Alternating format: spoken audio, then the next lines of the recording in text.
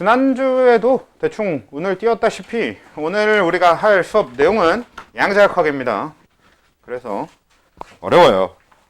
사실 그러니까 화학은 크게 두 가지 어려움이 있는데 두 개의 어려움이 공존하진 않고 1단원과 4단원의 어려움은 말 그대로 문제가 어려운, 여러분들이 이제 풀어봐서 알겠지만 내용을 백날 안다고 해서 문제를 풀어봐도 잘 시도가 되지 않는 뭐 그런 어려움이 있는 거고, 그리고 하나는 그냥 이해의 어려움. 사실 1단원은 이해가 어렵지는 않은 파트였다면 이쪽 부분은 진짜 이해하려고 하면 좀 어려울 수는 있어요.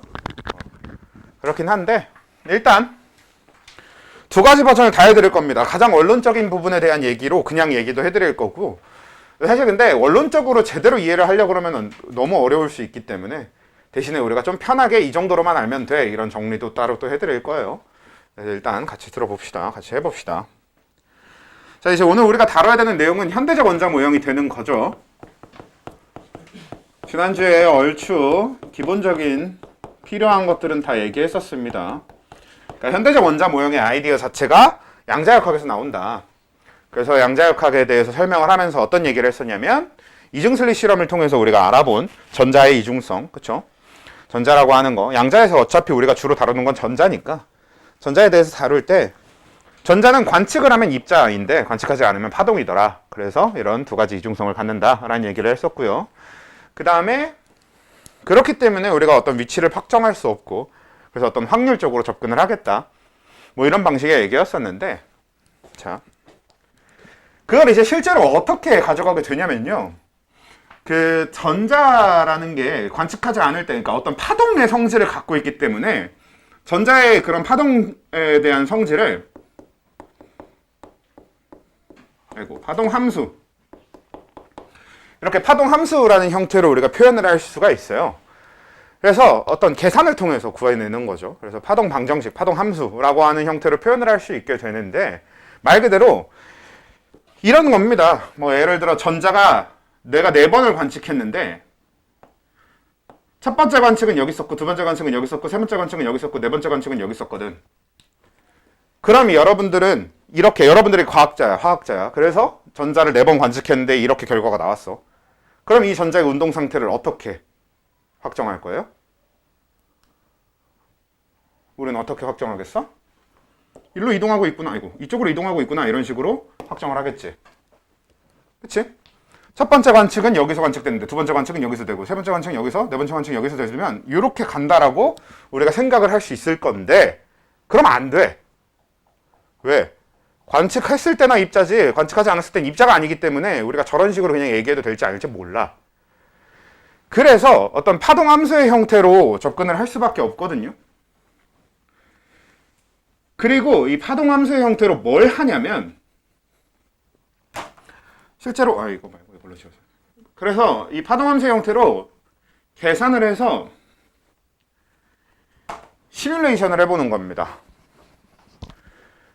그래서 어떤 시뮬레이션을 하는 거냐면, 중앙에 원자핵이 존재하고 그럼 그 주변에 전자가 있다는 건 당연히 우리가 생각할 수 있는 사실이니까, 원자핵은 플러스, 전자 마이너스니까 전자가 원자핵 주변에 어떻게든 있어야 되는 건 맞잖아요. 그랬을 때 이 전자가 존재하는 어떤 공간, 그리고 이 전자의 운동 상태, 어떻게 움직이고 있는가를 그냥 파동 함수의 형태로 시각화해서 표현하는 게 사실 최대한이거든. 원래 이 파동 함수라고 하는 건 진짜 사실 화학자라기보다는 좀 더 물리학자들이 하는 것에 더 가까워요. 근데 우리는 그렇게 받아들이지 말고 대신에 어떤 식으로 좀 편하게 생각하면 되냐면, 정말 확률적으로 이제 접근을 하는 거야. 예를 들면 수소를 갖다 놓고 수소의 전자를 검출을 하는 거죠. 관측을 하는 거야. 그랬을 때 수소 전자에 대한 관측을 한 1000만 번쯤 진행해. 그래서 그 1000만 번의 전자의 관측에 대한 관측된 지점의 점을 전부 다 찍는 거지. 이런 방식으로 접근하는 게 일종의 이 현대적 원자 모형의 기초적인 아이디어입니다. 애초에 이게 뭐야? 확률적 접근인 거지. 원래 확률적 접근이라고 하는 게 뭐야? 주사위를 던지거나 동전을 던지는 것처럼 계속, 원래 주사위 계속 던지다 보면 어떻게 되겠어? 정말 모든 면에 나올 확률이 동일한 주사위라면, 제대로 만들어진 주사위라면, 그러면 주사위 계속 던졌을 때 6이 나올 확률은 결국은 6분의 1로 수렴해야 되고요. 1이 나올 확률도 6분의 1로 수렴해야 되고 이렇게 될 것처럼 마찬가지로 어떤 시행을 계속해서 그래서 전자라고 하는 걸 관측하는 시행을 계속해서 데이터를 모으는 거지. 그래서 이 전자가 어디에 있을 것이야 라는 걸 정확하게 좀 예측해내는 형태로 한 1000만 번쯤 관측을 시행하는 거예요. 근데 실제로 굉장히 신기한 게 그렇게 1000만 번쯤 관측을 하면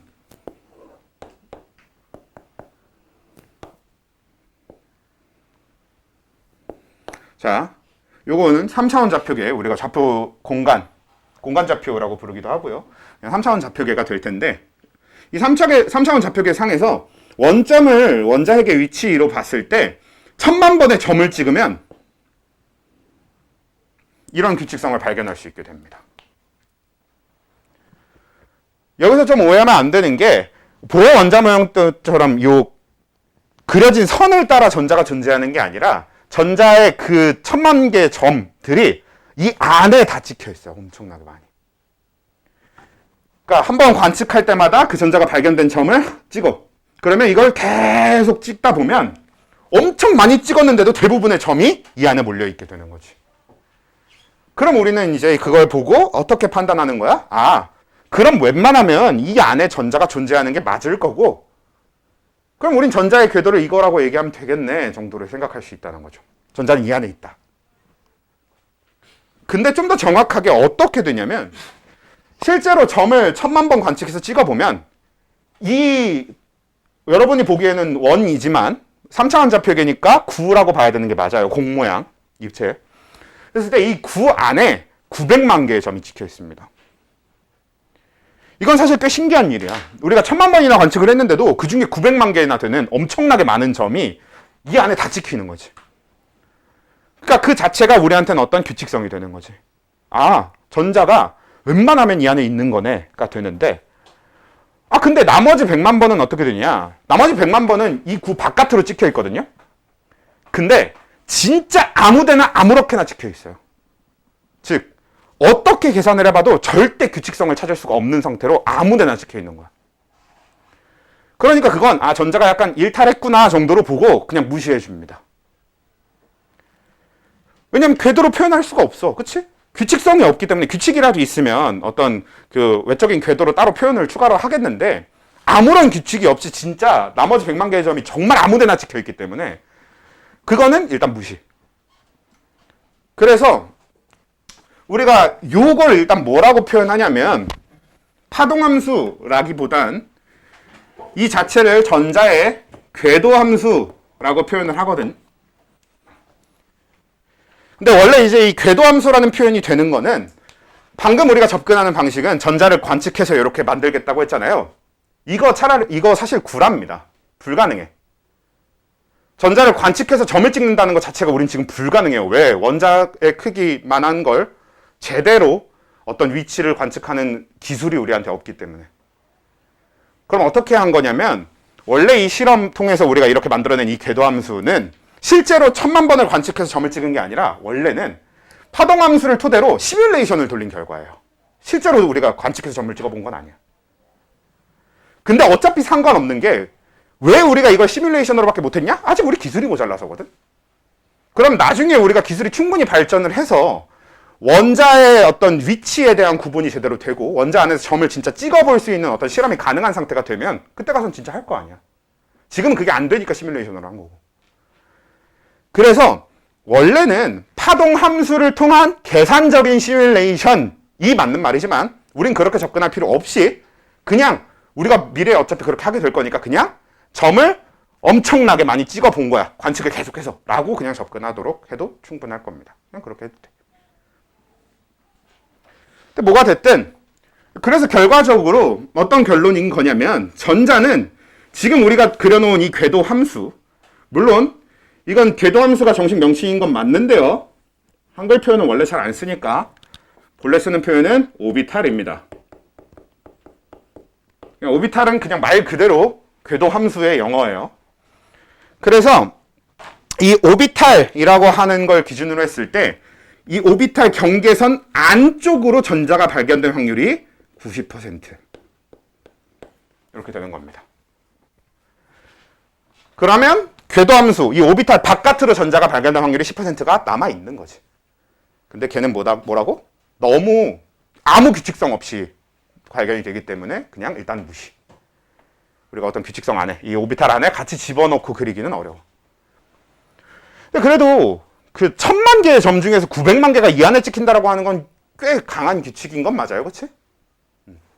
그래서 이렇게 표현을 해본 거고, 그랬을 때 요런 형태로 나타난 오비탈을 S오비탈이라고 부릅니다.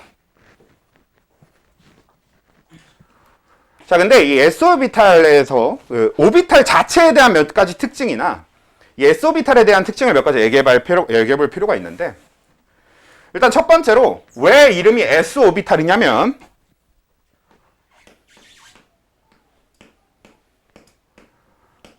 sphere, 그러니까 구라는 의미를 가진 영어 단어죠.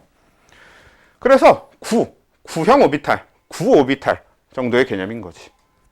그러니까 구가 뭐야? 공 모양인 걸 얘기하는 거잖아요. 그래서 저렇게 공 모양 구의 오비탈이다. 그래서 실제로 S오비탈의 한글 명칭은 구형 오비탈 이렇게 부릅니다. 근데 사실 한글 명칭은 안 써. S오비탈만 써 주로. 그렇긴 한데요. 이거 구랍니다. 사실 매년 내가 이 스피어 오비탈이 S오비탈이다 이렇게 얘기는 하는데, 이건 그냥 니들이 조금이라도 이렇게 연결을 해서 하면 좀 이해하고 외우기 하기 편할까 해서 하는 거고, 실제로는 그렇지 않아요. 원래는 얘가 샤프 오비탈인데, 나는 얘 이름이 왜 샤프 오비탈인지 진짜 도저히 모르겠어. 아직도 모르겠어. 왜 이름을 이따구로 지었는지 모르겠어서 그냥 여러분들도 이거 몰라도 되거든? 샤프 오비탈 이런 몰라도 되거든? 대충 스피어 오비탈이라고 알고 계셔도 상관없어요. 대신 어디 가서 잘난 척만 하지 마. 네, 틀린 말이니까. 대충 그냥 구형 오비탈이라서 S오비탈 그냥 이런 정도로만 기억하시면 되는데, 이 S오비탈의 중요한 특징, S오비탈 자체의 특징보다는 일단 오비탈 자체에 대한 특징으로 얘기를 해야 되는데, 일단 오비탈에 대한 특징은, 오비탈은 우리가 그려놓은 그 궤도 함수를 기준으로 그 궤도 함수 내부, 그러니까 궤도 함수 자체가 요 선을 나타내는 게 아니라 선 내부를 다 포함하고 있는 게 궤도 함수거든요. 그래서 그 오비탈에서 전자가 발견될 확률이 90%고, 그러면 오비탈 밖에서 전자가 발견될 확률이 분명히 10%가 남아있다라는 거. 아까 우리가 10%를 무시해주겠다라고 했는데, 그건 저기서 전자가 발견된다는 사실을 무시하겠다는 뜻이 아니라 걔네까지 같이 넣어서 규칙을 만들 수가 없으니까 오비탈을 그릴 때 나머지 10%에 대한 건 무시하겠다라는 거지. 그렇다고 밖에서 전자가 발견되지 않아 이렇게 하면 안 된다는 얘기예요. 발견이 돼, 10% 확률로. 근데 걔네들은 규칙적이지 않기 때문에 같이 그려놓진 않을 거야. 이 정도의 개념. 그렇게 받아들여주시면 되는데, 근데 아무리 오비탈이라고 하더라도 이 안에서 발견될 확률 90%, 밖에서 발견될 확률 10%인데 그래도 전자가 발견될 확률이 0%인 지점이 있습니다. 어디게? 절대로 전자가 발견될 수 없는 곳. 그치, 원자의 중심. 아무리 그래도 중심엔 전자가 있을 수 없어요. 왜? 거기는 원자핵의 자리니까. 그래서 오비탈은 중심에서의 전자 발견 확률은 0입니다. 요거는 모든 오비탈에 다 공통되는 거기 때문에 기억해줘야 되는 포인트가 돼요. 자, 그래서 이게 오비탈의 기초적인 특징이 되고요. 그 다음에 여기서 이제 나와서 S오비탈 자체에 대한 특징으로 넘어가 보면은, 자, S오비탈은 구형이죠. 그러면 이 구형, 얘가 갖는 이 구라고 하는 모양 때문에 갖게 되는 특징이 뭐가 있냐면, 어때? 공은 방향이 있어요, 없어요? 없어요. 그치? 얘를 어떻게 놓든 방향이 없거든? 그리고 이 방향이 없다, 방향성이 없다라는 건 S오비탈에 있어서 제일 중요한 특징이 됩니다. 엄청나게 중요한 특징이에요. 실제로 여기서 얘기하는 방향성이 없다라는 건 무슨 의미냐면, 원자 핵으로부터 거리가 어느 정도, 뭐 예를 들어서 한 1이 떨어져 있는 어떤 지점이라고 해봐. 그럼 1에 떨어진 지점들은 어느 방향으로든 다 똑같은 확률로 전자가 발견될 겁니다. 거리를 2로 늘려도 방향에 따른 확률 차이가 없겠지. 3으로 늘려도 방향에 따른 확률 차이는 없어요. 이게 방향성이 없다라는 것의 제대로 된 의미입니다. 그치? 구라고 하는 것 자체가 원점으로부터 정확하게 다 똑같은 거리만큼을 쭉 연결한 게 구라고 하는 그 입체 도형이기 때문에 방향에 따른 확률 차이가 존재할 수 없고 그게 방향성이 없다라는 얘기가 되는 거거든. 실제로 얘를 수소를 가지고 구해보면 저렇게 나와. 그리고 굉장히 신기한 건 헬륨을 이용해서 구해도 똑같이 나옵니다. 당연히 헬륨을 이용해서 구했어도 똑같이 나오니까 우리가 지금 사용하고 있는 거겠지. 검증이 됐으니까. 그리고 리튬으로 넘어가도 똑같이 나오거든. 다만 수소 헬륨 때랑 리튬일 때랑 다른 점이 뭐냐면 리튬일 때의 구, 즉 S오비탈은 좀 더 커요. 그리고 심지어 그냥 리튬일 때 그냥 큰 게 아니라 리튬일 때는 어떤 걸 확인할 수 있냐면 리튬, 그러니까 헬륨일 때나 수소일 때 구보다 리튬일 때 구가 더 큰데 이 리튬의 큰 구에서는 안쪽에서 전자가 발견될 확률 있는 곳과 바깥쪽에 전자가 발견될 확률 그 사이에 전자가 발견될 확률이 0인 띠가 존재합니다. 그럼 이 얘기는 무슨 소리냐면 안쪽 구와 바깥쪽 구 사이에 경계면이 있다는 얘기지. 거기선 전자가 발견될 수 없어. 그 안에는 전자 발견 가능. 그 밖에도 전자 발견 가능. 근데 전자 발견이 될 수 없는 어떤 띠가 존재해. 경계선이 존재해. 라는 얘기가 되는 거잖아요. 즉 이 얘기는 무슨 얘기냐면 안의 구와 바깥의 구가 구분되는 구라는 의미인 거지. 전자 발견 확률이 어떻다 이런 것보다 제일 중요한 건 그게 구분되는 구라는 사실이 중요합니다. 왜? 그게 구분되는 구이기 때문에 어떻게 되는 거야? 우린 S오비탈을 1S오비탈, 2S오비탈 이렇게 숫자를 붙여서 불러주게 됩니다. 구분해주는 거지. 가장 안쪽에 존재하게 되는 구를 항상 1S오비탈, 그 바깥쪽에 존재하게 되는 구를 2S오비탈. 실제로 이제 리튬하고 베릴륨까지 똑같아요. 더 큰 구. 여기까지. 그리고 나트륨 마그네슘으로 가면 더 큰 구가 나타나면서 구분된 3개의 구가 되는 거지. 안쪽에 공이 하나 있고 경계면이 있고 그 밖을 둘러싼 공이 하나 더 있고 경계면이 있고 또 그 밖을 둘러싸는 공이 있고 이런 형태가 되는 거지. 그러면 이런 나트륨 마그네슘에 오게 되면 우리는 뭐 3S 오비탈 이런 거 얘기를 하게 되는 거지. 근데 사실 이건 입체로 갖다 놨을 뿐 뭐랑 되게 똑같은 개념이에요. 보아 원자 모형이랑 다를 게 없죠. 보아 원자 모형과의 차이는 딱 하나야. 그 밖에서도 전자가 발견될 수 있다 정도. 그치? 그 정도도 있겠네요. 전자가 딱 어떤 껍질이라고 하는 데를 돌고 있는 게 아니라 그 안에를 다 이제 전자가 차지할 수 있다는 거. 그 정도가 이제 차이인데 그래도 S오비탈 자체는 보아 원자 모형과 생긴 것도 크게 다르지 않고요. 그리고 첫 번째 껍질, 두 번째 껍질, 세 번째 껍질 개념도 그대로 반영이 되는 거지. 그게 이제 S오비탈입니다. 근데 문제의 시작은 어디부터냐면 그 다음. 이제 수소, 헬륨, 리튬, 베릴륨까지는 좋았는데 문제의 시작은 이제 붕소입니다. 붕소의 전자를 가지고 동일한 걸 똑같이 진행을 했어. 근데 붕소의 전자에서는 마찬가지로 1000만 번의 검출, 관측을 진행한다라고 해봅시다. 그래서 똑같이 했을 때 어떤 형태가 나오냐면 너무 못생겼다. 잠시만요. 여전히 못생겼지만 대충 이 정도로 봅시다. 이렇게 생긴 게 관찰됩니다.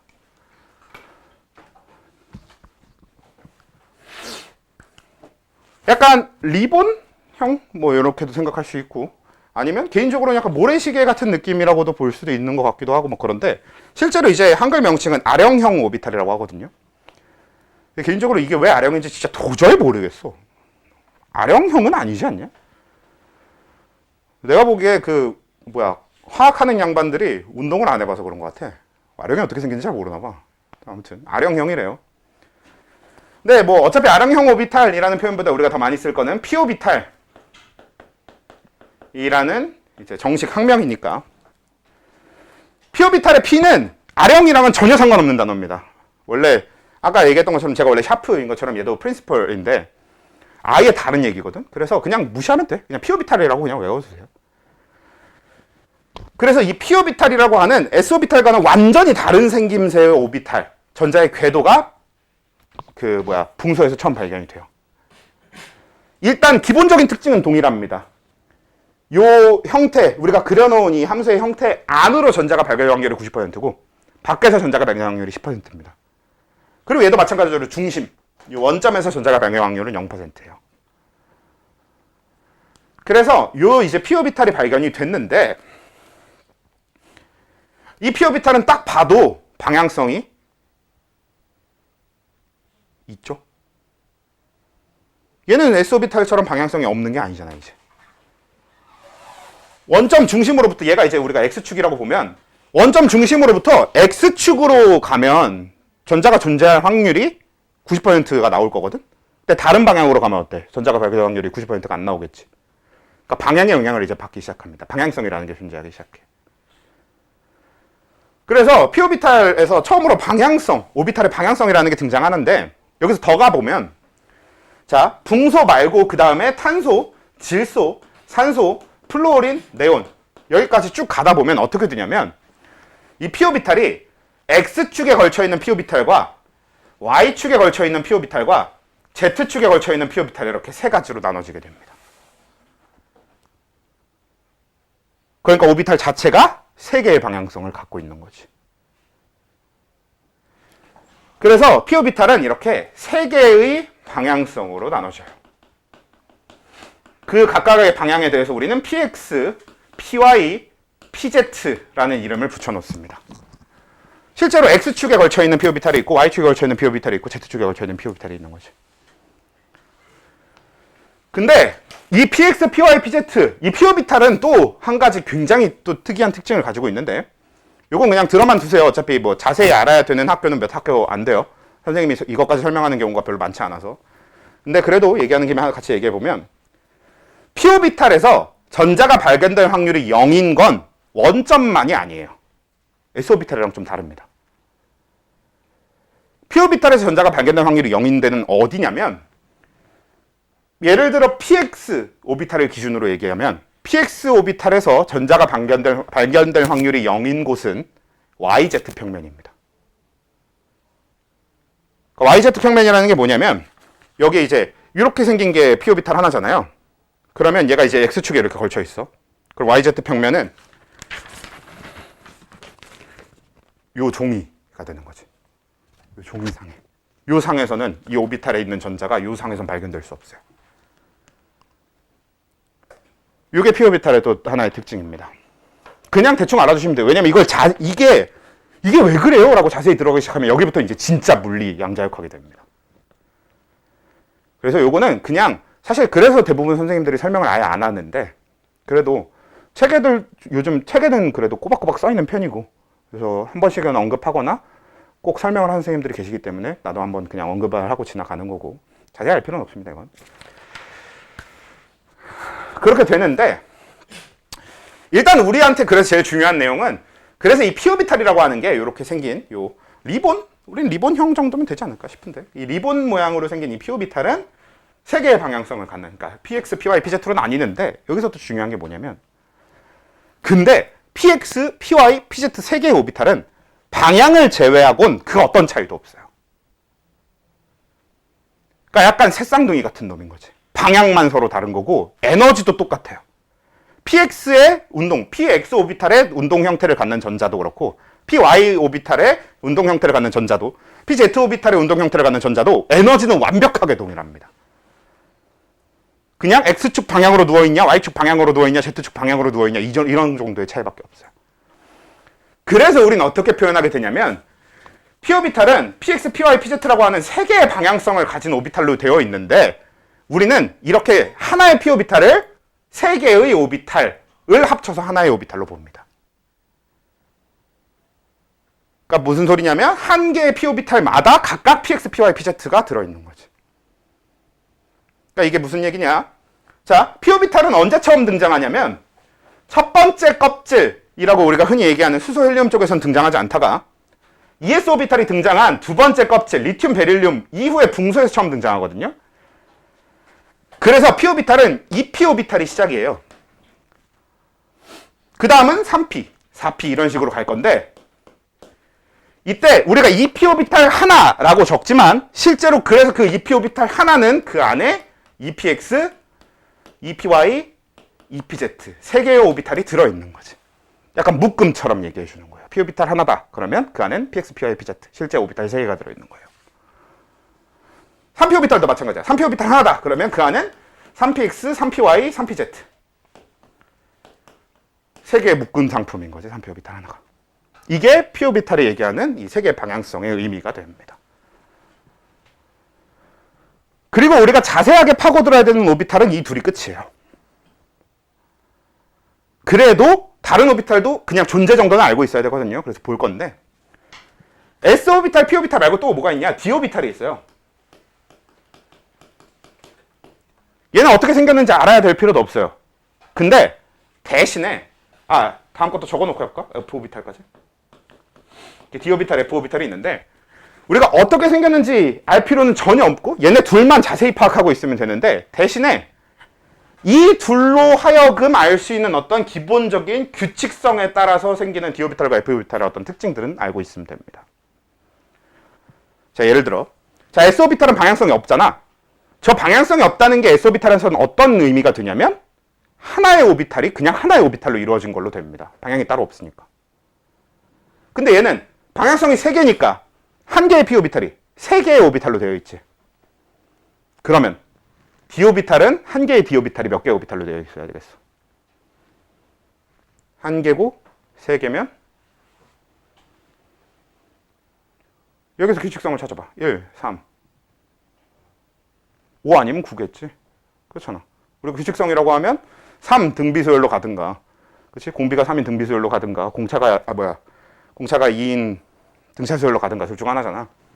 그래서 얘는 5개의 방향성을 갖고 있습니다.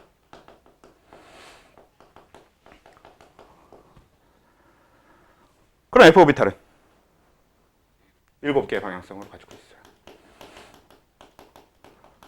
그래서 D 오비탈은 5개의 오비탈을 묶어서 하나의 묶음 상품, 하나의 D 오비탈이라고 부르고요. F 오비탈은 7개의 오비탈을 묶어서 하나의 F 오비탈, 묶음 상품으로 봅니다. 그리고 D 오비탈, F 오비탈 말고 사실 막 다음에 또 있어요. 요즘에는 G 오비탈 뭐 이런 것도 나오는데 거기까지는 뭐 당연히 아예 관심 가질 필요가 없고요, 우리는. 그래서 S 오비탈, P 오비탈 얘네 둘까지 자세히 아시면 되고 얘네는 요 정도. 요거 말고 한 가지씩 더 알아야 되는 게 있다. D 오비탈은 몇 번째 껍질에서 처음 등장하냐? 몇 D가 처음이냐면 요겠어. 전 1S가 처음이었고 얘는 2P가 처음이면 그치? 얘는 3D, 4D. 3D가 첫 등장입니다. F는 4F가 첫 등장이에요. 4F, 5F. 이렇게 돼요. 현재까지 우리가 제대로 사용하고 있는 원소가 7주기 원소까지가 끝이거든요. 그러니까 1S, 2S, 3S, 4S, 5S, 6S, 7S. 얘는 2P, 3P, 4P, 5P, 6P, 7P까지가 끝인 거고. 얘는 3D, 4D, 5D, 6D, 7D. 얘는 4F, 5F, 6F, 7F 이런 식으로까지. 이렇게만 존재할 수 있는 거지.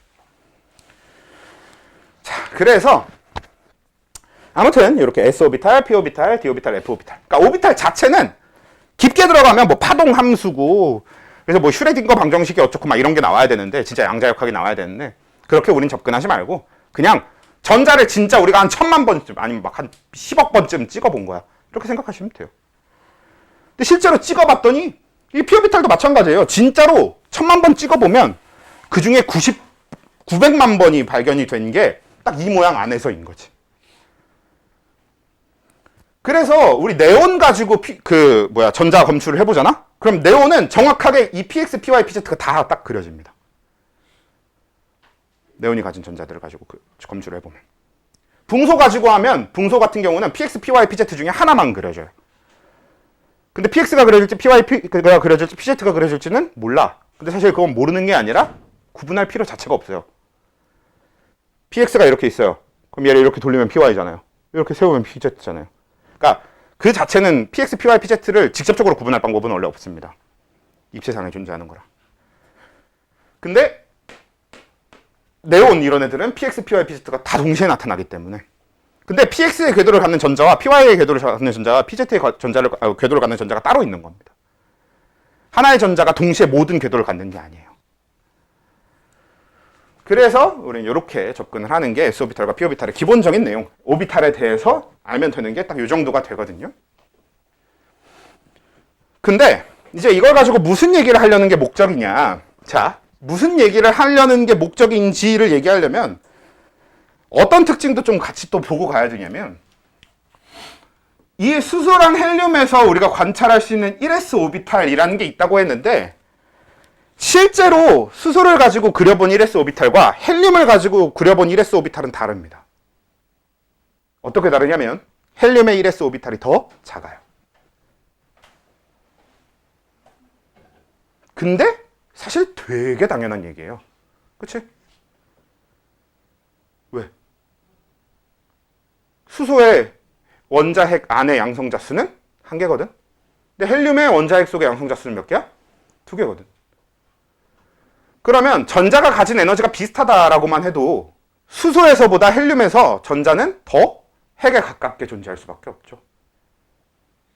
헬륨 원자핵이 전자를 잡아당기는 힘이 더 세거든, 수소보다. 실제로 그게 오비탈 자체의 크기가 작아지게 됩니다. 그리고 오비탈 자체의 크기가 작아진다라는 건 또 다른 의미, 어떤 의미가 되냐면 전자가 가진 에너지가 그만큼 줄어들었다는 얘기가 돼요. 실제로 헬륨의 전자는 수소의 전자보다 에너지가 적어요. 근데 몰라. 실제로 전자가 가진 에너지가 적은지 많은지 몰라. 우리 지난번에 뭐였어? 보호 원자 모형 얘기할 때 뭐였어? 우리가 전자의 에너지를 측정하는 방식은 전자가 에너지를 얼만큼 갖고 있게로 측정하는 게 아니라 에너지가 0인 대로부터 얼만큼 빼야 되게 이걸 가지고 측정한단 말이야. 근데 헬륨이 헬륨의 전자가 수소의 전자보다 더 원자에게 가깝게 있고 헬륨이 잡아당기는 힘도 더 세고 하니까. 그러니까 어떻게 했어? 얘가 떨어져 나오려면 들어야 되는 에너지가 더 많겠지. 그러니까 우리는 그걸 그냥 오비탈이 더 작다 이런 식으로 표현하기도 하는 겁니다. 실제로 그래서 헬륨 원자의 크기가 수소 원자의 크기보다 작기도 하고요. 그래서 결론적으로 요 같은 오비탈, 그러니까 같은 수소와 헬륨 사이에서도 같이 얘도 1s 오비탈의 전자 궤도를 갖고 있고 얘도 1s 오비탈의 전자 궤도를 갖고 있음에도 불구하고 이 둘 사이에는 완전히 똑같은 건 아니에요. 크기 차이도 약간 있고 그렇기 때문에 에너지 차이도 있고. 자, 요걸 기본적으로 이해를 하셔야 되는데,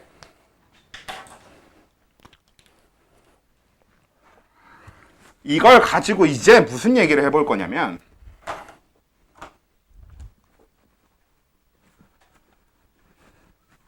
이제 여기다가 오비탈 전자 배치를 해볼 겁니다.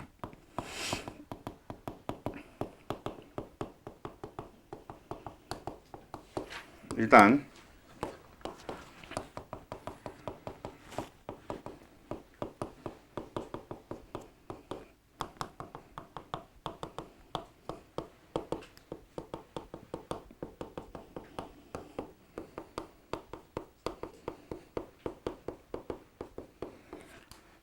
싸움의 원리, 파울리 베타 원리, 훈트 규칙.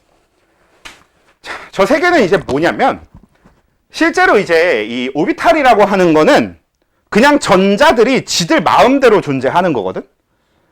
그러니까 정확하게는 어떤 자연 법칙, 그냥 전자들이 원래 그렇게 어떤 자연 법칙에 의해서 그렇게 운동하도록 만들어져 있는 거지.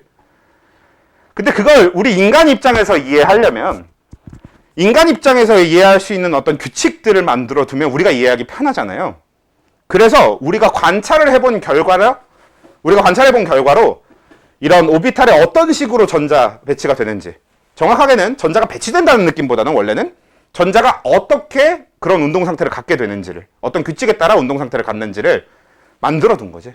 우리 입장에서 해석하기 쉽게 만든 겁니다. 그게 싸움의 원리, 파울리 베타 원리, 훈트 규칙인데, 일단 각각을 얘기해 보면 싸움의 원리는 너무나 간단한 원리인데, 이 전자들의 운동 상태는 항상 이 전자가 가진 이 전자, 그러니까 그 원자에 들어있는 전자들이 가진 에너지가 가장 적게 하는 게 싸움의 원리입니다. 그러니까 사실 되게 당연한 얘기예요, 이것도. 왜? 우리 이것도 지난주에 했던 얘기잖아. 세상의 모든 물질들은 어떻게 하려고 한다 그랬어? 에너지가 가장 적게, 본인을 유지할 수만 있을 정도의 에너지만 가지려고 한다고 했어요. 왜냐? 에너지가 적을수록 안정적이기 때문에. 그러니까 이거는 우리 입장에서 안정적이고 나발이고 이런 얘기를 하고 있지만 전자 입장에서는 당연한 얘기가 되는 거예요. 자기들이 그냥 최대한 제일 안정적일 수 있도록 존재하려는 거지.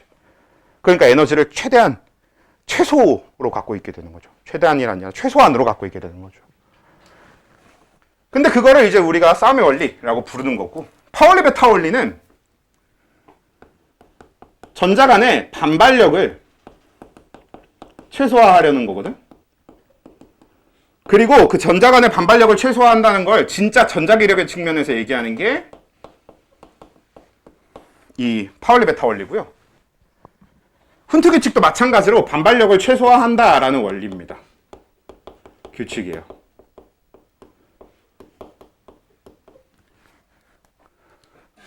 근데 사실 인간 입장에서 이렇게 나눠놨을 뿐이지 사실 반발력 최소화도 에너지 최소화랑 같은 말이다. 이거는 여러분들이 이 뒤에 내용 때문에라도 계속 이해하고 있는 게 중요해요. 이미 이것도 지난주에 한 내용이랑 아마 얘기했었던 것 같은데 안 했나? 모르겠는데. 자, 반발력이라는 힘에 대해서 여러분들이 좀 이해를 하셔야 되는 게 뭐가 있냐면, 자, 반발력은 물질을 안정하게 만드는 힘일까요? 물질이 안정하지 못하게 만드는 힘일까요?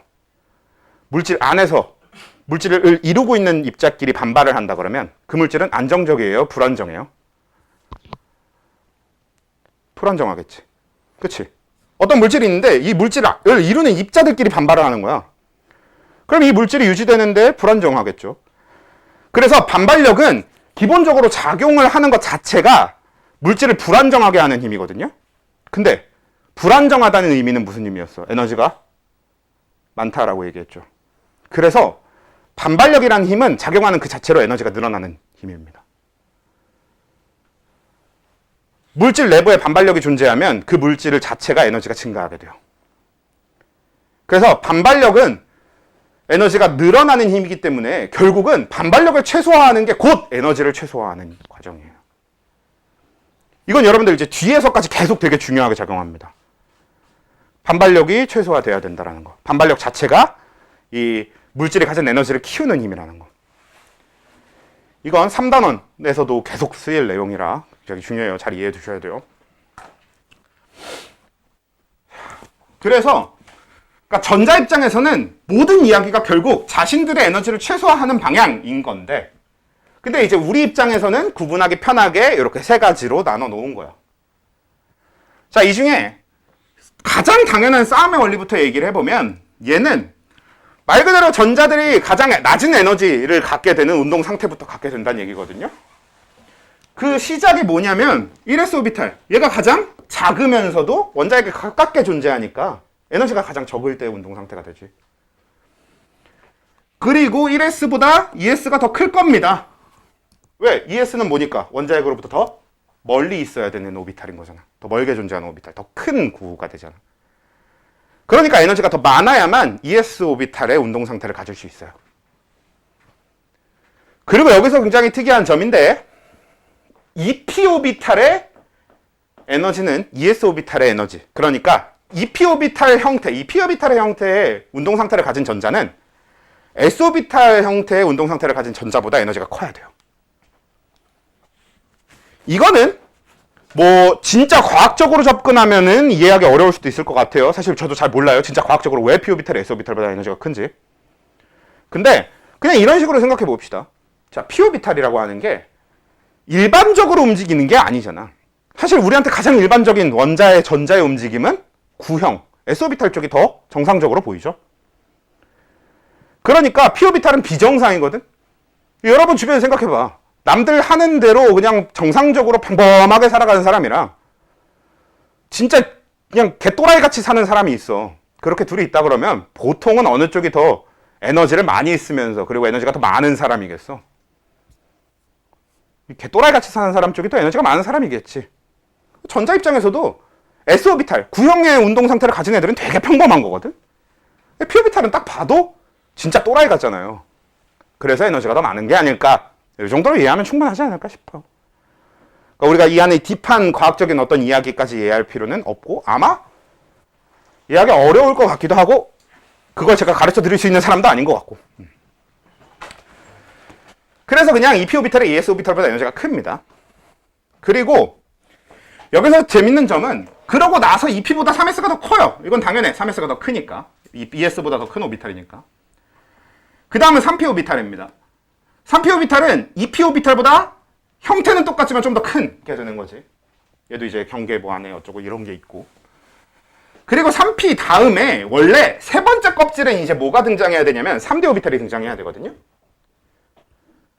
근데 여기서 재밌는 점은 3P보다 3D가 에너지가 크긴 커. 3D가 실제로 에너지가 더 커요. 3P보다. 근데 3D는 4S보다도 에너지가 큽니다.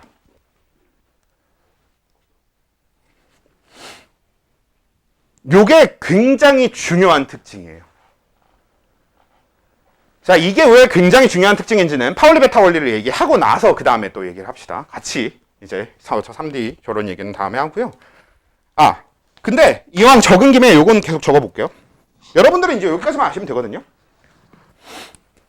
실제로는 요 다음부터 이제 어떻게 진행이 되냐면 그럼 3D 다음이 4P 맞구나. 4P가 되고요. 그 다음 OS, 그 다음에 4D, 그 다음에 OP, 그 다음에 4F가 아니죠. 6S가 먼저 와야 되네. 6S. 그 다음에 나도 헷갈려. 4F 다음 OD 막 이런 식으로 갑니다. 초록색으로 쓴 건 몰라도 돼요. 그냥 그지 같아요. 뒤로 가면 갈수록. 이거는 이제 그냥 이따가 좀 재밌는 이야기를 하려고 잠깐 적어 놓은 거고 이렇게 되는데, 자, 그 다음에 파울리 베타 원리는 뭐냐면 우리가 지난번부터 계속 얘기했지만 전자라고 하는 건 에너지를 가질 수 있고, 그리고 이 에너지를 갖는다라고 하는 건 뭐야? 운동 상태. 그렇죠? 지난주에도 그 얘기를 했고 오늘도 계속 운동 상태라는 표현을 쓰고 있어요. 그래서 어떤 에너지를 가진 입자는 그 에너지를 운동 상태를 가짐으로써 유지하게 되는 거거든요.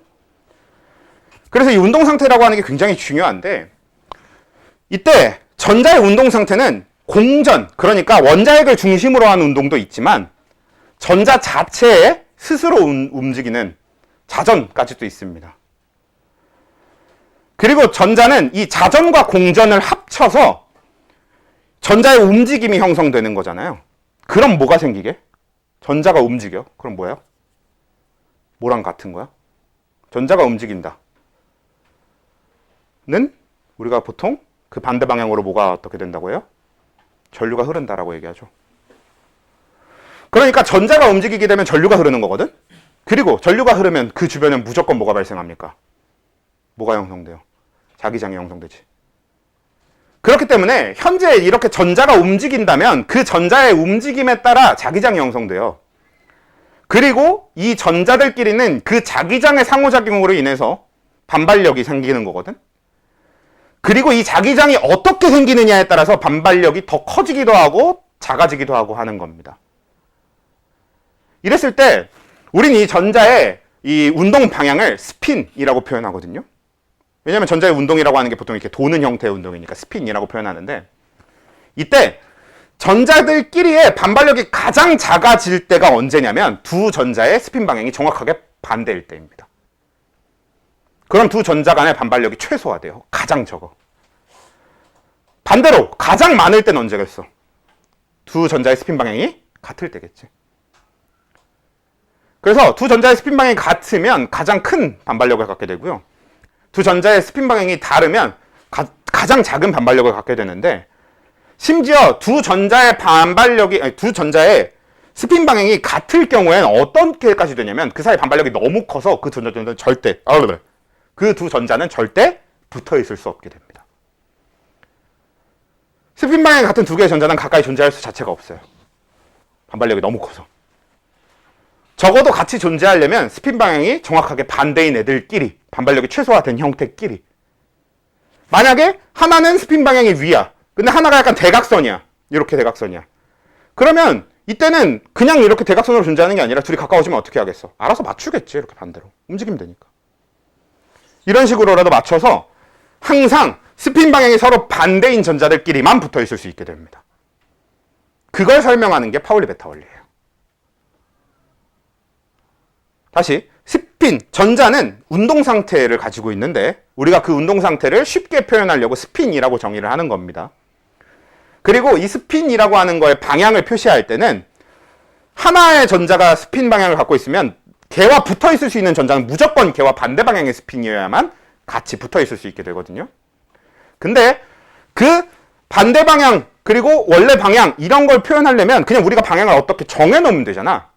그래서 우린 보편적으로 어떻게 정하게 되냐면 전자 하나가 위쪽 방향의 스핀을 가지고 있으면 얘와 붙어 있는 다른 하나의 전자는 아랫 방향의 스핀을 갖고 있는 걸로 표현합니다. 사실 항상 위아래일 필요는 없어요. 왼쪽 오른쪽이면 안 돼요? 돼요. 근데 그냥 과학자들끼리 그냥 이렇게 위아래로 약속을 한 거지. 사실 우주 공간이라는 거에서는 뭐 위아래가 무슨 의미가 있겠습니까? 어디서 보냐가 중요한 거니까. 그래서 그냥 우리가 위아래로 정해놓은 거고.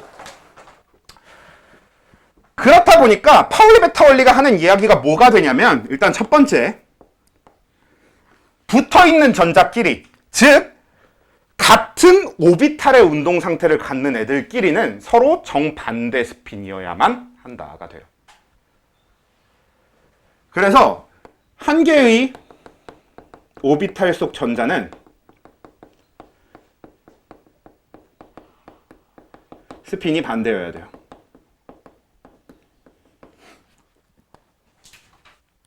자, 근데 2번. 그리고 이 스핀 방향이 반대라고 하는 게 어떤 의미가 되겠어? 그럼 하나의 오비탈 속에 들어있는 전자가 몇 개까지밖에 안 되는 거야? 2개밖에 안 되겠죠. 오비탈 안에 들어있는 전자들끼리 스핀 방향이 정반대여야 되거든? 그럼 2개밖에 안 돼. 그치? 3개째부터는 이미 있던 2개와 그 어디서든 무조건 스핀 방향이 겹칠 수밖에 없잖아. 둘 중에 누구랑이라든. 그치? 하나가 위에 스핀이고 걔랑 같이 들어있던 게 아래 스핀이면 다음 들어오는 게 아래면은 얘랑 겹치는 거고 위에면은 얘랑 겹치는 거니까. 그래서 파울리 베타 원리는 한 개의 오비탈에 2개의 전자까지만 들어있을 수 있다. 그러니까 2개의 전자만 같은 오비탈 형태의 운동 상태를 가질 수 있더라. 라는 걸 이제 이야기해 주는 게 되는 거죠. 그러니까 사실 1번이 원래 파울리 베타 원리의 얘기인데 그걸 통해서 우리가 같이 생각해 볼 수 있는 게 그러면 결국엔 2개의 전자만 들어있을 수 있겠네가 되는 거잖아요. 그러면 우리가 여기까지 정리한 걸로만 가지고 생각을 해보잖아? 그러면 p 오비탈에는 전자가 총 몇 개 들어있을 수 있게 되는 걸까요? 물론 이제 전자가 들어있다는 표현은 원래는 맞지는 않아. 전자가 그냥 이런 운동 상태를 갖는 거지. 근데 결국 우리가 약간 집어넣는 형태로 이해하는 게 편하니까. 우리가 p 오비탈에 전자를 집어넣는다고 하면 몇 개까지 집어넣을 수 있게 되는 거예요?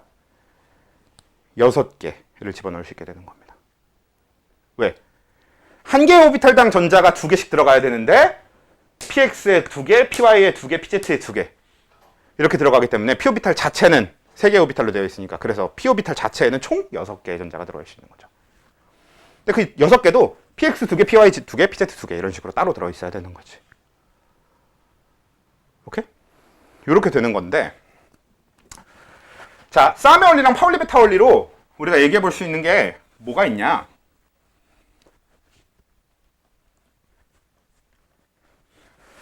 그래서 실제로 전자 배치를 해보면 아까 얘기했던 뭐 붕소 이런 애를 오비탈 전자 배치 우리 표현을 해봅시다. 그러면 어떻게 표현을 하냐면요. 붕소는 몇 번입니까? 5번이죠. 그럼 전자 5개겠지. 그럼 5개의 전자가 일단 싸움의 원리에 따라서 일단 전자를 배치를 해봐야 될 거예요, 우리가. 그러면 1s를 먼저 갖다 놔야 될 겁니다. 제가 에너지가 가장 낮은 오비탈이니까. 근데 1s의 운동 상태를 갖는 전자는 몇 개까지만 가능해? 2개까지만 가능합니다. 왜? 파울리 베타 원리. 그러고 나면 그러면 2s 오비탈, 1s 4모로 큰 2s를 데려다 놓고 또 2s의 운동 상태를 갖는 거는 2개만 가능하겠지. 그러면 이제 얘는 전자가 5개 있어야 되는데 1개가 남잖아요. 그럼 걔가 2p에 1개, 2p의 운동 상태를 갖게 되겠지. 근데 얘가 2px인지 2py인지 2pz인지는 몰라. 절대 알 수 없어요, 원래. 그런데 이걸 우리가 이제 보통 어떻게 표현하냐면 1s라고 하는 s 오비탈은 우리가 편하게 표현할 때 이렇게 방의 형태로 표현하거든, 오비탈 자체를. 그래서 ES도 이렇게 방으로 표현하면 됩니다. 근데 이 p 오비탈은 어떻게 표현하냐? 방 3개로 표현해요. 실제로 오비탈 3개가 붙어 있는 거니까. p 오비탈은 저렇게 3개로 표현하거든. 그럼 여기상에 우리가 직접 전자를 표시해 보면 1s에 2개 들어있다는 이렇게 표현하게 됩니다. 스핀 방향을 표시를 해주는 거지. 그래서 ES의 2개는 이렇게 들어있는 거지. 그리고 EP의 1개는 셋 중에 어디에 넣든 상관없어요. 왜냐면 EPX가 먼저 차야 돼, EPY가 먼저 차야 돼, EPZ가 먼저 차야 되는 규칙에 없거든. 왜 없냐면 아까도 얘기했다시피 P오비탈의 PX, PY, PZ는 뭐라고? 에너지 차이가 없다고. 그러니까 이 2개의 원리에 의해서는 아무리 생각해도 뭐가 먼저 차야 되느냐는 존재하지 않아요. 심지어 그건 세 번째 것까지 생각해도 뭐가 먼저 차야 된다 이런 건 없어요. 그래서 그냥 아무데나 여러분들 원하는 데다 이렇게 채워주시면 됩니다. 이런 식이 되는 거지. 그래서 얘가 붕소가 아니라 뭐 네온 이렇게 가면은 EP 오비탈에 6개 이렇게 되면서 이렇게 다 채워지는 거고. 그래서 네온 다음인 나트륨이 되면은 이제 EP가 가득 찼으니까 그 다음 그 싸움의 원리에 하면 그 다음 3s를 데려와서 이제 전자를 채워야 될 거 아니에요. 그 다음에 3주기 마지막 아르곤으로 가면은 이제 3p 오비탈까지 다 차게 됩니다. 왜? 3s 2개, 3p 6개 하면 정확하게 8개, 즉 우리가 알고 있는 옥텟 규칙이 되는 거지. 그렇잖아요. 자, 첫 번째 껍질 1s밖에 없죠. 그러니까 전자가 2개만 되는 거고, 우리가 두 번째 껍질은 ES와 EP가 존재하고, 그럼 ES에 2개, EP에 6개 하면 정확하게 전자가 총 8개, 옥텟 규칙. 세 번째 껍질에 3s에 2개, 3p 6개 하면 총 8개. 그러면 우리가 알고 있는 옥텟 규칙이잖아요. 근데 문제가 하나 있지. 무슨 문제가 있어? 세 번째 껍질엔 뭐가 있어요? 3d 오비탈이 있단 말이야. 자, 3d 오비탈은 몇 개까지 전자가 들어갈 수 있는 오비탈이게요? 10개. 그래서 실제로 세 번째 껍질에 들어갈 수 있는 전자의 총 개수는 18개입니다. 왜? 세 번째 껍질엔 3d 오비탈이 존재하기 때문에. 근데 왜 우리는 옥텟 규칙을 사용하고 왜 우리가 여태까지 하면서는 그런 식의 생각을 할 필요가 없었냐면, 실제로 3d 오비탈에 전자가 처음 들어가는 건 4s가 채워진 다음이거든? 정확하게 4s까지 채우면 2개, 6개, 2개, 6개, 2개에서 여기까지가 20번이에요. 그래서 우리가 20번까지의 원소만 다루면 s 오비탈과 p 오비탈로만 해서 다 설명을 할 수 있는 겁니다. 그래서 d 오비탈을 굳이 자세히 다루지 않는 거고, 그래서 우리가 고등 과정에서 20번까지의 원소를 계속 열심히 다루는 겁니다. 실제로 21번은 스칸듐이라고 해서 3d 오비탈의 전자가 한 개 들어있는 상태가 돼요. 히토류인데. 그래서 우린 딱 20번까지만 그래서 배우는 거고, 그래서 우리가 보고 있는 주기율표가 1족, 2족, 13족, 14족, 15족, 16족, 17족, 18족이 돼 있는 겁니다. 3족이 없어요, 우리가 보는 주기율표엔. 왜냐? 제일 최초로 등장하는 3족 원소가 스칸듐 21번이거든. 우리가 그 3족부터 12족까지를 전이 원소라고 해요. 걔네들이 어떤 애들이냐면 3d 오비탈, 4d 오비탈 이렇게 d 오비탈의 전자가 차는 애들입니다. 왜? 그 다음 주기로 가도 OS 다음에는 4d가 오기 때문에 또 앞에 2족까지는 s 오비탈을 채우는 애들이거든요. 그럼 2족에서 s 오비탈이 다 차기 때문에 그 다음번에 오는 애는 d 오비탈을 채우게 되어 있어. 3족. 거기가 다 전이 원소. 반대로 우리가 그럼 알고 있는 그 20번까지를 다루는 1족, 2족하고 13, 15, 16, 17, 18 여기는 뭐라고 부르냐면 전형 원소라고 부릅니다. 그러니까 여긴 전형적이야. 그래서 전형 원소라고 부르는 거고, 가운데 전이 원소들은 전형적이지 않은 다른 원소인 거지. 그 걔네들이 따로 디오비탈을 채우기 때문에 그렇게 따로 되어 있는 거고, 그래서 우리가 고등과정에서 다루지 않는 겁니다. 나중에 여러분들 이제 대학교 가면 전이 원소에 대한 것도 되게 많이 배우게 되고 그럴 거예요. 화학과 관련된 거 간다면. 심지어 너네 주기율표, 실제 주기율표를 그래서 보면 우리가 알고 있는 1족, 2족하고 13, 15, 16, 17족, 18족이 이렇게 떨어져 있잖아. 그 가운데들이 이제 쭉 전이원소거든. 근데 실제 너네 주기율표를 보면 저기 복도 있으니까 뭐 이따가 가면서 보든가 한번 보시면 좋을 텐데, 또 아래쪽에 보면 이렇게 해서 따로 빼놓은 칸이 있어요. 밑으로. 우리가 걔네들을 뭐였지? 란탄족이랑 어쩌고족인데, 걔네들은 F오비탈을 채우는 애들입니다. 또. 아무튼 그냥 이제 이건 약간 흥미 위주의 이야기고 그냥 무시하셔도 상관없고요. 그래서 우리가 기억해야 되는 거는 이 정도면 충분. 그러니까 우리가 20번까지만 배우는 이유가 20번까지 하면 정확하게 4S 오비탈이 다 차이기 때문인 거고.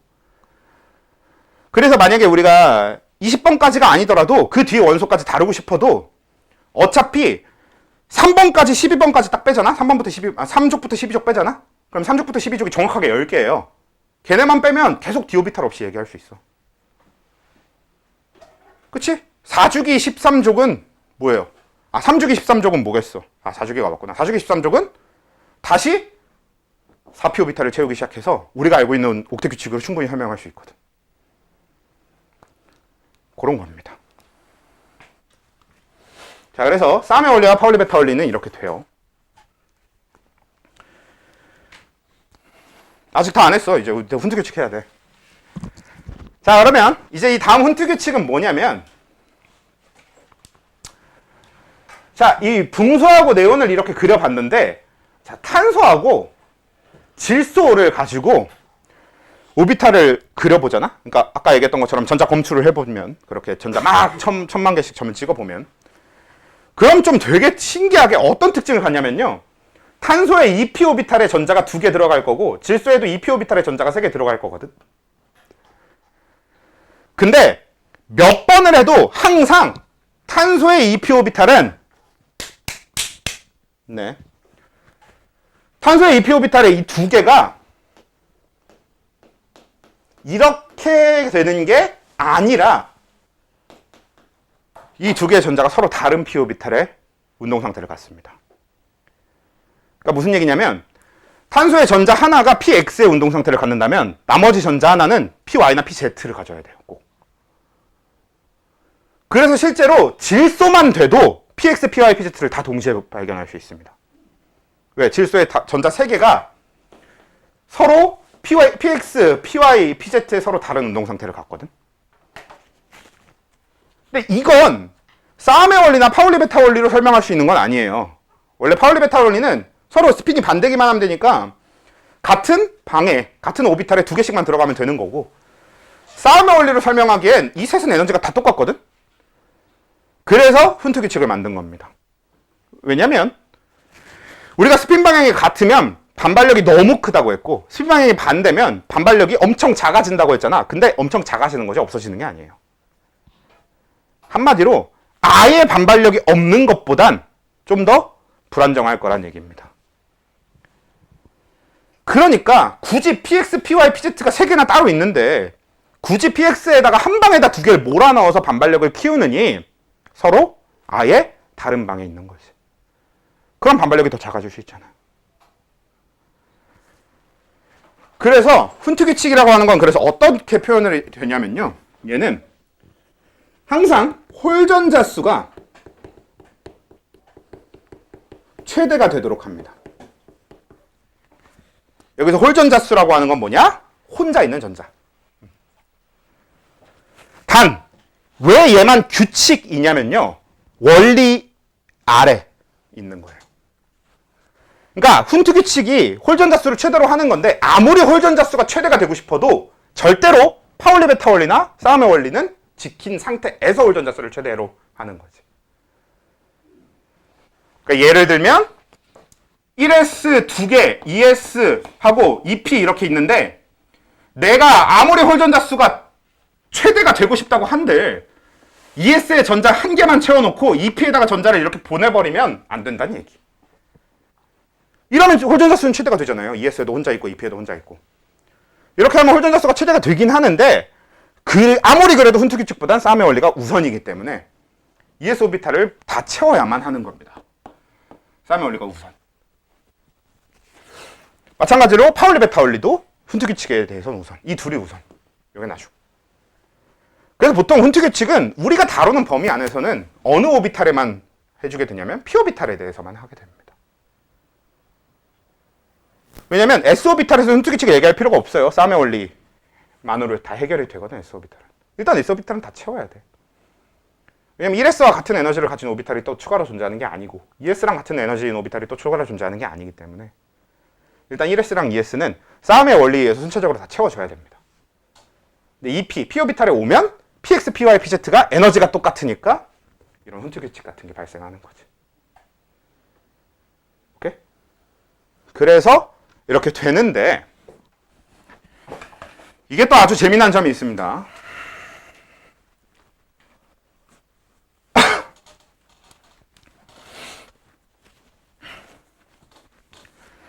자, 한번 그러면 황의 전자들이 어떤 식의 오비탈 운동 상태를 가질지를 우리가 한번 생각을 해보면 황은 몇 번이에요? 16번이죠. 그래서 황은 16번입니다. 그러니까 전자를 16개 가지고 있을 거거든. 그럼 그걸 순서대로 해보면 일단 제일 처음에는 1s에 당연히 2개가 일단 들어갈 거고 오비탈의 표현은 이렇게 될 겁니다. 그 다음엔 1s가 가득 찼으니까 싸움의 원리에 의하면 그 다음에 2s가 올 거고 걔도 이렇게 들어갈 겁니다. 그리고 싸움의 원리에 의해서 그 다음 2p가 올 거고 2p 6개 너무 개떡같이 그려졌지만 그냥 합시다. 이렇게 찰 겁니다. 그 다음에 3s 오비탈, 그쵸? 2p 다음엔 3s 들어와야 되는 거니까 3s에 2개 이렇게 채우면 딱 여기까지 채워진 전자의 개수가 12개거든요. 그럼 이제 4개 남았잖아. 그러면 3s보다 에너지가 큰 3p에 이제 4개를 갖다 채우면 돼요. 근데 이 4개의 오비탈이 차는 방식이 어떻게 돼야 되냐? 이렇게 해놓고 나머지 하나의 전자가 이 셋 중에 하나랑 이제 같이 들어가 있으면 되는 거죠. 어디 들어가는지는 사실 여러분 맘대로 하면 돼요. 실제로 상관없어. 규칙이 따로 있지 않으니까. 아무 데나 해주시면 되는데 그냥 맨 앞에 할게요. 이렇게 되면 이게 황의 오비탈 전자 배치가 되는 겁니다.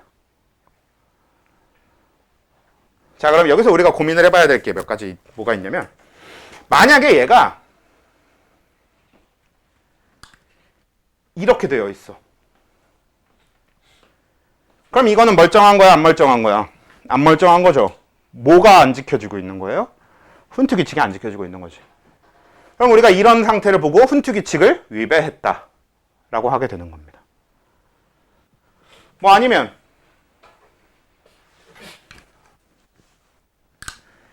이번에는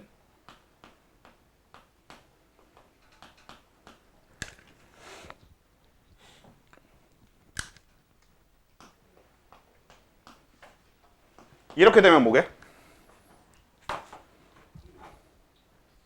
이거는 그치 싸움의 원리를 위배한 상태가 되는 거죠. 원래는 3s가 다 찼어야 되는데 뭐야 이거 1로 바꿔놓고 이거 안 지웠네요. 미안합니다. 네, 이렇게 이러면 싸움의 원리가 위배된 상태가 되는 거지. 3s가 다 안 찬 상태인데 3p에 5개나 채워져 있으니까 원래는 얘가 아까 그려놨던 것처럼 4개만 차 있고 그 전자 하나가 3s한테 가 있어야 되는 거였죠? 이렇게 2개.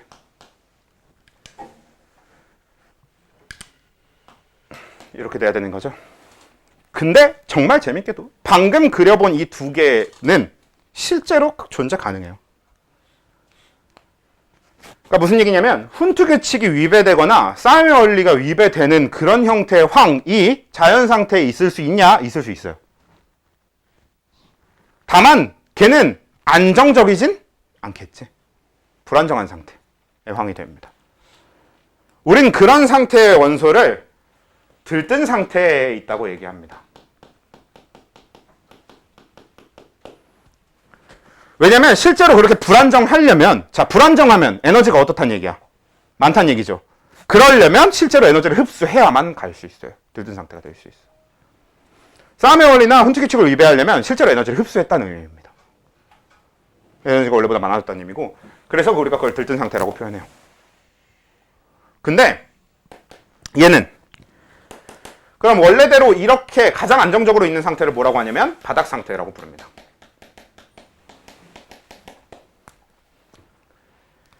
그래서 바닥 상태는 세 가지 규칙이 모두 지켜져 있는 거고, 이 중에 싸움의 원리나 훈트 규칙은 위배될 수는 있어요. 단지 이제 위배되려면 에너지를 흡수해서 들뜬 상태가 된 거야.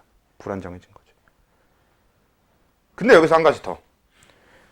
그러면 파울리 베타 원리를 위배하는 건 보통 어떤 형태가 되냐면 이런 식으로 같은 스핀 방향으로 같이 들어있게 된다던가. 이건 훈트 규칙도 같이 위배했네요. 좀 바꿔봅시다. 그러니까 뭐 이런 식으로 요 px 오비탈에 있는 두 개의 전자가 같은 스핀 방향을 갖고 있다던가, 아니면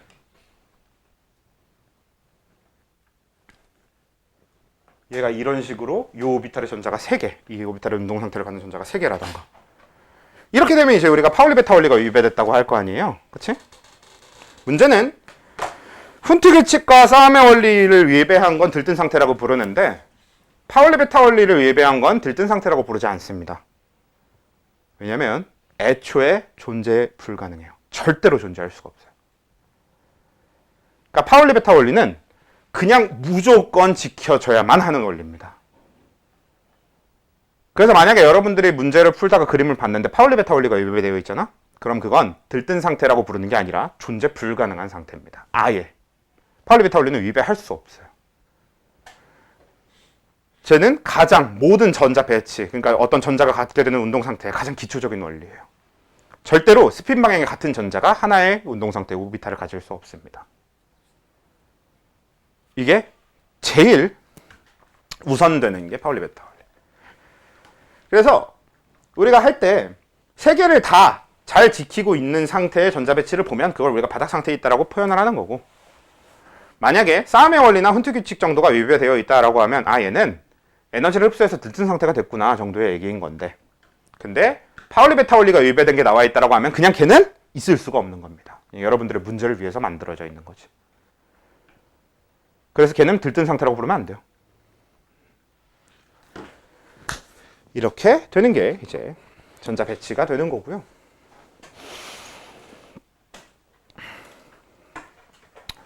자, 그 다음에 이제 양자수에 대한 얘기인데, 뭐 그건 다음 주에 합시다. 그래서 오늘은 여기까지.